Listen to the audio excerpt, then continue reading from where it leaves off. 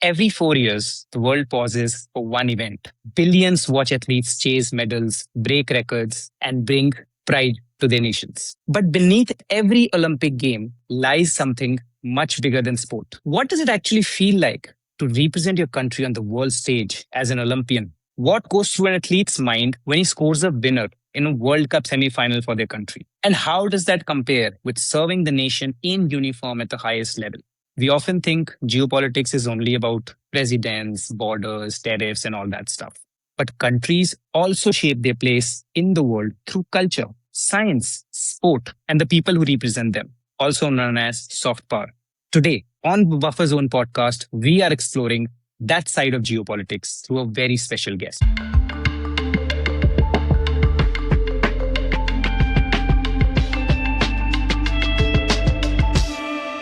Between knowing nothing and knowing everything, there's a zone. And that's exactly where we sit. Not experts, just curious about the world. Welcome to the Buffer Zone podcast. I'm Shabazz. And I'm Shivam. And today we are honored and privileged to have with us an Arjuna Awardee, Brigadier Harcharan Singh ji. Thank you, sir. Thank you for your time and joining us. My pleasure, please. Wonderful. So, to kick off the interview, let's begin at the start. You first picked up hockey at Khalsa High School in Sheikhpura in Punjab, where your PT teacher, Mr. Dalip Singh, introduced you to the game. So, was that the first time hockey entered your life? And was there a particular moment when you realized that this would become much bigger than just a game for you? Before picking up a hockey stick in my hand, as you mentioned, I was studying in Khalsa High School, Sheikhpura, where I joined the school in 5th standard. Having passed the 4th standard from Government Primary School, Marat, that is my village. And we didn't have sufficient rooms in the school, so most of the classes were, held under the tree, mango trees or banyan tree, and adjoining was our hockey field. So every class used to have a sports period twice a week. So being a student of standard, whenever the sports period was there and a particular class was playing hockey, because hockey was the only game which was played dominantly in our school. So I used to hear that beautiful sound of the ball hitting the hockey stick. So half the mind used to be in the class with the books and half the mind was there in the ground. And one always waited as to when your sports period will come. So that was the passion for the game naturally in me. But once I told my parents to buy me a hockey stick, and hockey stick used to cost at that time 2 rupees. So my parents told me that you are good in studies, so you focus on books. Don't worry about the game. So they didn't buy me a hockey stick. Then I had to, tie up with the Sevadar of the school, Sardar Bishan Singh ji. So he gave, the old hockey stick to me, with which I started playing hockey in the school as well as in my village hockey ground. Hockey ground used to be basically a small, portion of land where no cultivation was done. So we converted that piece of land into a hockey field. I took a couple of young kids with me from the village and we started playing as a team in the village itself. So the life and sports story of Brigadier Harcharan Singh depicts a small young boy from the rural area of Punjab picking up a hockey stick in his hand in the class of 6th and then reaching up to the highest level, up to the World Cup and the Olympics, wherein one has been lucky to have won a bronze medal in the Olympics and all shades of World Cup medals, that is a bronze, a silver and a gold in the World Cup. So to be a hockey player of that stature and to be retiring as a brigadier from the army, one has been extraordinarily lucky to have served the country in 2 different fields. Yes, sir. So that's very inspiring, starting off your journey from a government school to reaching heights, not only one profession, sir, but serving in 2 different professions. So that's very inspiring, sir. Also, sir, when I was reading about your journey, one thing stood out to me. You started off your international debut, correct me if I'm wrong, in 1969 against Kenya in Amritsar. Yeah, in Amritsar itself, sir. So, sir, take us back to that day when you see that young Harcharan Singh stepping up on that field, carrying that tricolor on your jersey and you were not just only representing hockey anymore. You were also representing your nation. Sir, if you can take us back to that day, back to that moment when you stepped on. I made my debut against Kenya and in 1969. But I will take you back to Ernakulam, the nationals in which I was selected for the Indian hockey team. That was early 1969, my first national for Punjab. In the semi-final, we beat West Bengal, and the final we beat the Indian Railways. So I happened to represent Punjab for 4 years, from 1969 to 1972, and all the 4 years Punjab were the national champion. Subsequently, started representing services, being an army man, army officer. So it was on, in Ernakulam Medical College grounds where I was picked up among the 16 players to represent the country. I was not mentally prepared. So I was hopeful that I will one day play for the country. But it was a pleasant surprise for me to have been picked up in the very first national that I played for Punjab. So the first match I played for India, I donned Indian jersey in Amritsar, Holy City, where I have finally settled down. And the match was played in Gandhi Ground. A lot of spectators had come to watch that match from from the city and from the rural areas like Gurdaspur, Batala, Tarantar, and all those places. Some people had come from our village also to see me play, and I did extremely well in that match. The reporter of Times of India, in fact, wrote in that match next morning that is handsome Sardarji is ready to bounce even on half a chance. So that was a good, beginning for me to start playing for the country. Yeah, he was not wrong, not only about your hockey skills, but also your looks. So bang on, bang Yes, on. yes. So millions of Indians, like all of us, I'm sure, we have all watched Olympics, right? But very few are privileged to have lived the Olympic experience. You've experienced it twice. First Munich in 1972 and then Montreal in 1976. So as a big sports fan myself, That's right. this is a question that I really want to ask you because it's not every day you get to talk to an Olympian. What was it really like? Like the opening ceremony, the Olympic village, meeting athletes from around the world. What stays with you even today? Having represented India in two different Olympics in 1972 and 1976, my experience in both the Olympics, is quite different. Different in the sense that 1972, we happened to win a bronze medal, and that gave a feeling of, having been a winner at the highest level in the world. And the sad part was that Black September happened during those Olympics only, where, Black September group from Palestine had killed some athletes from Israel. And that was a very dark day in the history of the Olympics because the Olympic competition was suspended for good about 34 hours. And the freedom of movement of all the sportsmen of the world were curtailed because of that incident. So where that Olympics gave me a feeling of being a medal winner, the Montreal Olympic gave me the feeling of learning because as far as hockey is concerned, AstroTurf was first time introduced in Montreal Olympics. And we as Indian team didn't have any experience, any exposure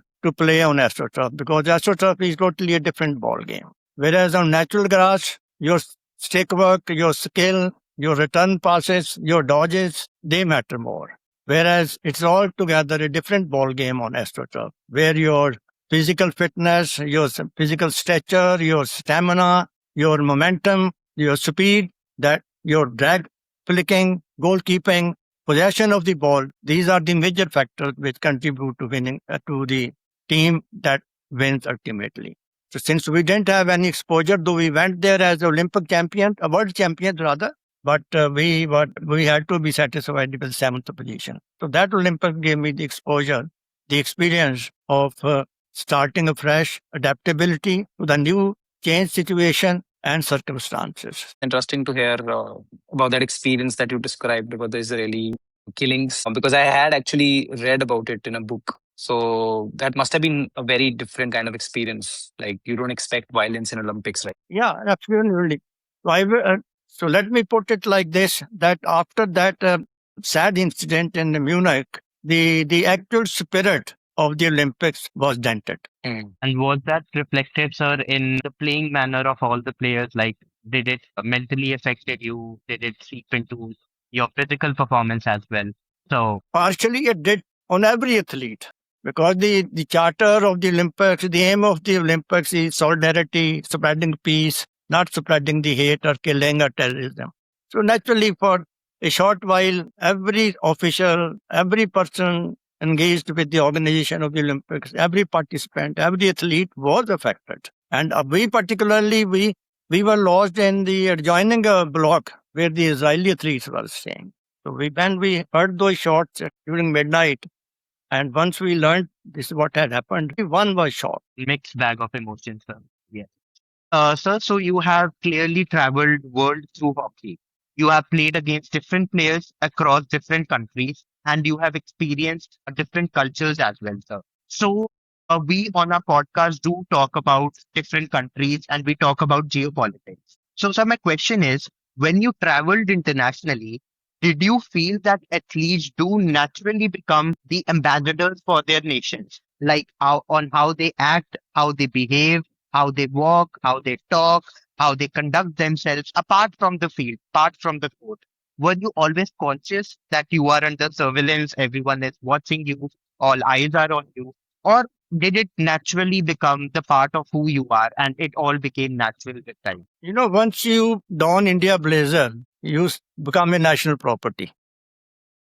Yes. And you Correct. become an informal ambassador of your country wherever you go. So once you go to other countries, go abroad, play with different countries, so you are representative of not only a member of this hockey team, you are a representative of your country. Your actions will cast repercussions in case you go wrong in your actions. So therefore, hockey or sports is not merely a competition, right? Big mean of developing peace, solidarity, knowing the culture, passing your own culture to the country that you visit, right?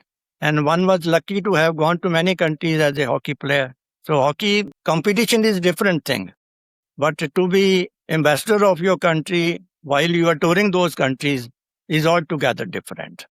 So one has to be careful. You have to compete. You go there to win. Not only compete, you go there to win.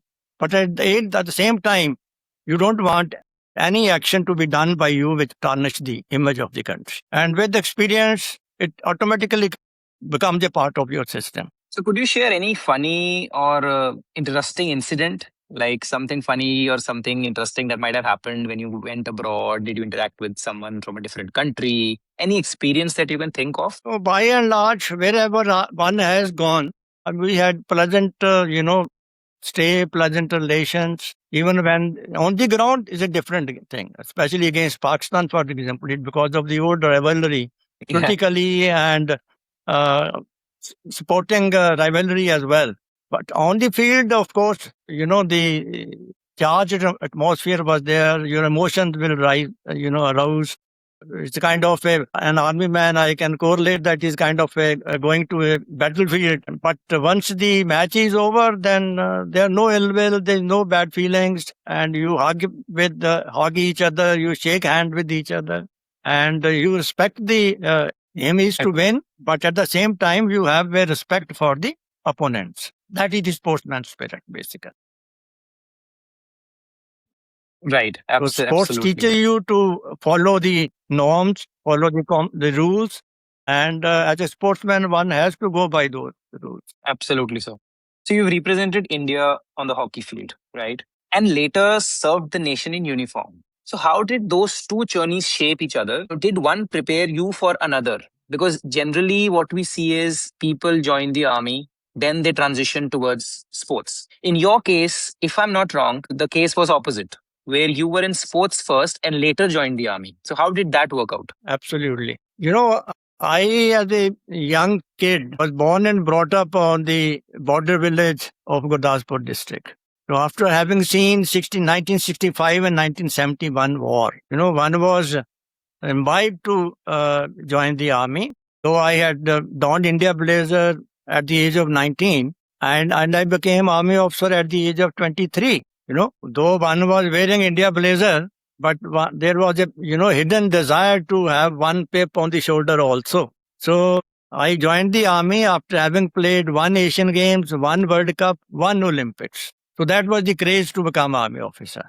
So for which one had to work very hard, because spoken language for an officer in the armed forces is English, where I studied in a government school up to 4th standard, and then in a Khalsa school where speaking English was absolutely prohibited. So I can recollect that while studying in 9th standard, I happened to speak one word of English, and the whole class made joke on me. When I had to go for the interview, one had to really work very hard. At the same time, our national championship was in progress in 1972 in Jalandhar in the month of January, February, and the same month I had to go for my SSB at Roorkee. So I used to play for Punjab and work on books, work on magazines during the night, then stand in front of the mirror, practice what I had learned previous night, and choti moti English bol ke I was selected in the SSB, and one became army officer. And army is one organization where they train you very well. And one was lucky to not only pick up the threads of this language, but also I was lucky to have been posted in National Defence Academy, Pune, for 4 years as an instructor. And I'm glad to share with you that the present top brass of the armed forces of the country, be it Navy, be it Air Force, be it Army, all the Army commanders and the chiefs were cadets during that time when I was part of the training team in NDA.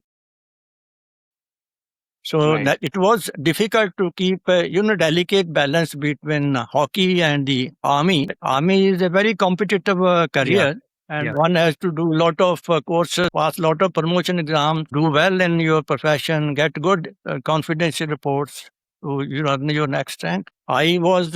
I have played for the country in 3 World Cups, wherein we have won all the medals, and I was sure to be captain in the 4th World Cup if I had gone there when I was called to do national duty. But I had to say no to the Indian Hockey Federation because I had already put in about 7 years of service in the army and had not done the basic courses. So therefore, one had to call a day from the sports and start devoting time in my profession. And I'm happy that I could achieve reasonably, well. I could do reasonably well in my army career also. That's really good to hear how graciously you have, crossed all the milestones and all the obstacles to reach the stage where you are. So, which brings me to my next question.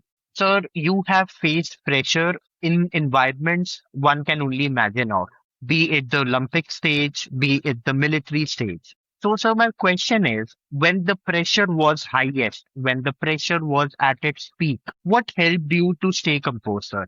How did you deal with that pressure? The sports and the army, or we call it defense, they are complementary to each other, because certain traits, certain things which you pick up from the army, like teamwork, cooperation, fitness, routine, mental robustness, and leadership qualities. And from the sports, you learn many things which you can't learn from the, books or from the classroom.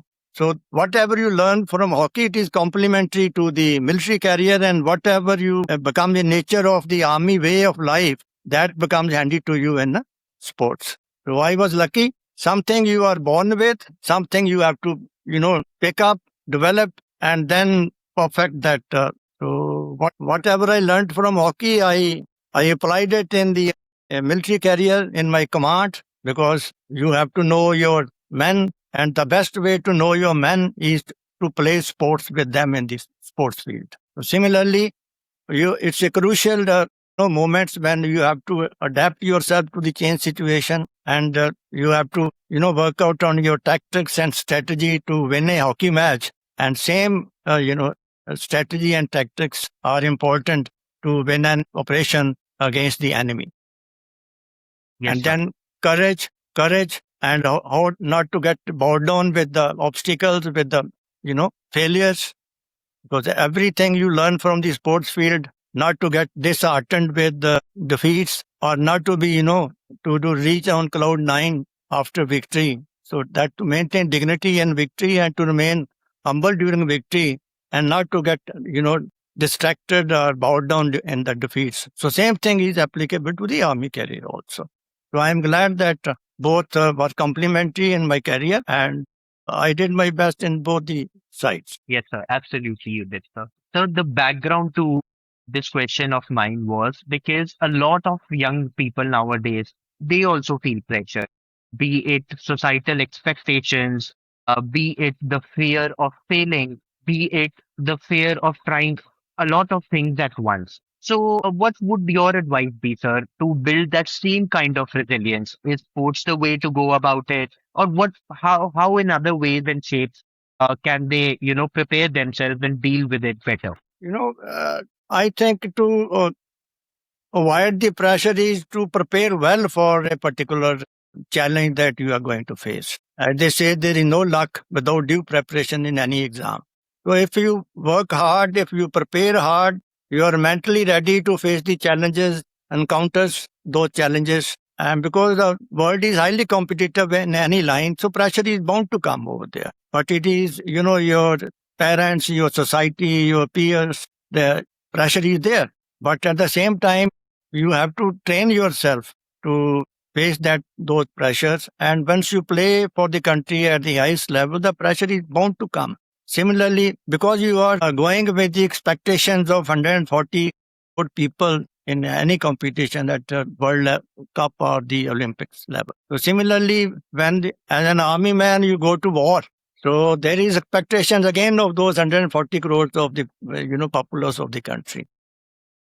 So again, I will say it is complementary, and your courses, your training in the army makes you fit enough to face any challenge in life. And one doesn't have to get bowed down with the failure because failure is an important mechanism of achieving success. Necessarily, you don't have to, jump from one top to the other top. You may have to go deep, down also sometime and then climb up, and that is called life. So this is how you can get over the pressure one faces. And second is one should be ambitious, of course, but shouldn't be crazy about achieving anything in life. Aim is to do your well, to do your best, and then leave it to God. So be happy, be contented. Automatically, you won't get any pressure. Words of wisdom. I think that's a very important message for everyone, including us, this generation as well. So before we move to the debrief, which is a new and exciting new feature of ours, which Shivam will introduce soon. I'd like to ask you one final question. When we prepared for this interview, this conversation, we went through your earlier interviews and we read things about your journey, as an Olympian, as a brigadier, and someone who's dedicated so much of his life to serving the nation. But sir, every achievement eventually becomes part of history. What truly remains is the impact that you leave on others. So when future generations look at your journey, what do you hope they remember you by? Not just the Olympian, not just the brigadier, but about the person behind both. What would your legacy, what would you like it to be? My, biggest contentment in life has been that I have not been, satisfied or happy with my medals only. I have tried to pass on what God gave me, what society gave to me. I can tell you when we won the World Cup in 1975, Santokh Singh Randhawa was the Minister of Rural Development in Panchayats in Punjab under Brigadier Harcharan Singh's government. So we were felicitated at Batala, and my village is next to Batala.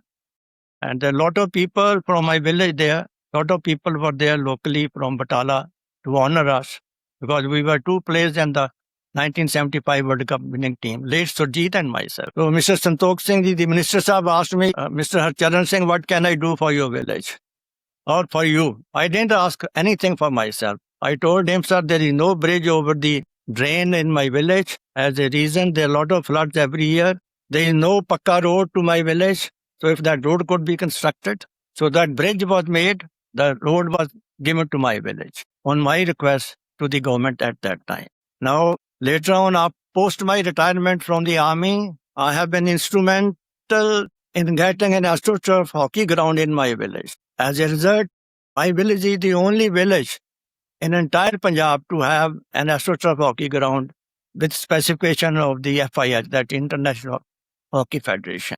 And when I started playing for the country way back in 1969, I organized an hockey tournament in my village, first tournament in 1970 itself. So by organizing that tournament every year, I have been able, I have been able to impact the life of thousands of young people from my village and the surrounding area of Amritsar and Gurdaspur district.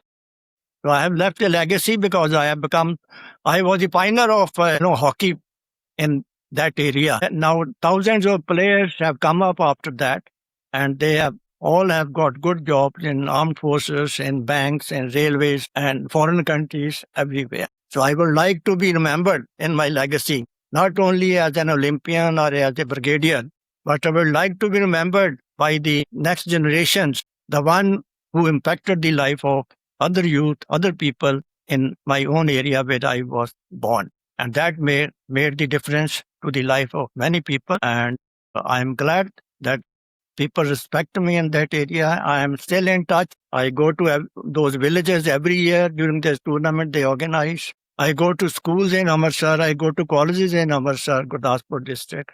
So I try to inspire young people, tell my story to them so that they get inspired and they learn how to dream big and come up in life later on. That's what the legacy I would like to be known by. Yes. By listening to those nuggets of wisdom, sir, that shows an athlete is not only about having skills on the ground, on the field, but it's about what kind of person you are off the field as well. And every action of yours do represent a complete athlete, a complete sportsman, sir. So really, it's a pleasure listening to those nuggets of wisdom, sir. And Shivam, Thank you also so I'd like much. to say, Yes. I'd also like to say it's great to see how sports is not just, sports or even success in general is not just, it doesn't have to be of one person. So if one person gets it, he has the power then to change the surroundings around him and uplift other people. I think that's real success when you can give back to the society and uplift the society as a whole. I think that's a very powerful thing I think I've learned today. Yes, exactly, sir, exactly. Okay. So, sir, before we let you go, we would like to have a final segment, a new segment that we have introduced in our podcast. We are calling it the debrief. So, it will be a series of short questions which Abbas will ask. And what we will want from you is to go by your first instinct, of one word, two words answer. And and we are honored that, sir, you are the first person to take it on. So, are you ready? Okay, Are good. you ready? Yes. Shabazz, let's go for it then. Yeah, so just so that everyone is on the same page, so you have to respond using one or two words and at a lightning quick speed, like you were in your prime on the hockey field. So are you ready? Sir? Yeah, Okay.